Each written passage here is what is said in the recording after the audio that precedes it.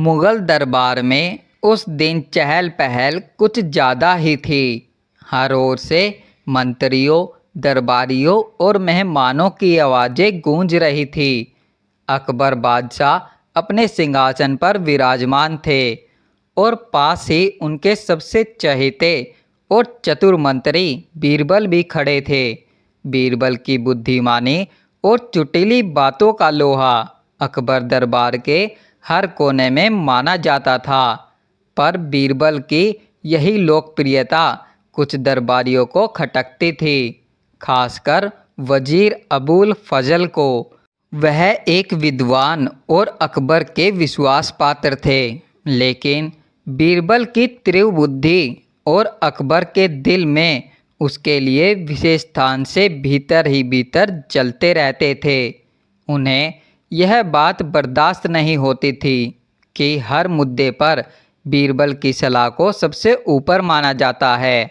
एक दिन मौका देखकर वजीर अबुल फजल ने बीरबल को नीचा दिखाने की ठान ली।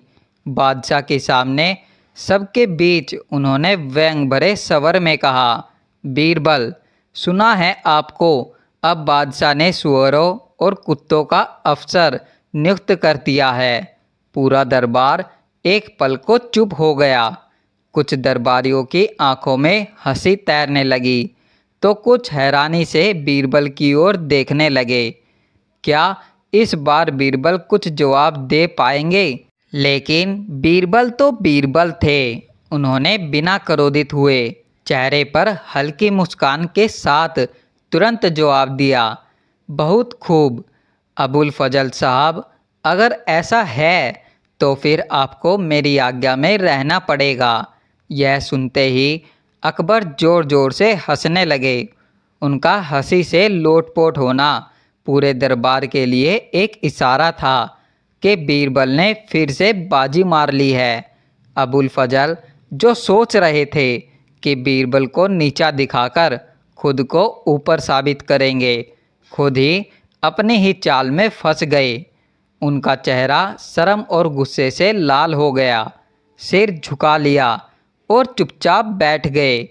इस छोटी सी बात ने कई बड़ी बातें सिखाई। एक, बुद्धिमत्ता और धैर्य का संयोजन सबसे बड़ा हथियार होता है। दो, व्यंग और अपमान का जवाब चतुराई से दिया जाए तो सामने वाला खुद शर्मिंदा हो जाता है। तीन, कभी कभी शब्दों से युद्ध जीतना तलवार से लड़ने से भी ज़्यादा ताकतवर होता है।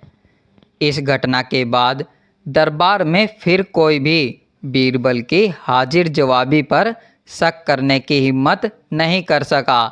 बीरबल ने न सिर्फ अपनी प्रतिष्ठा बनाए रखी, बल्कि दुश्मनों को यह एहसास भी करा दिया कि किसी भी बात को हल्के में लेना उन्हें भारी पड़ सकता है। यही थी बीरबल की खासियत, चुपचाप मुस्कुराकर विरोधियों को धूल चटा देना।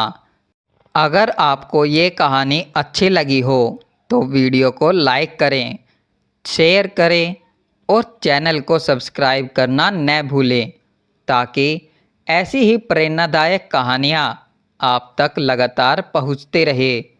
धन्यवाद। मिलते हैं अगली कहानी में।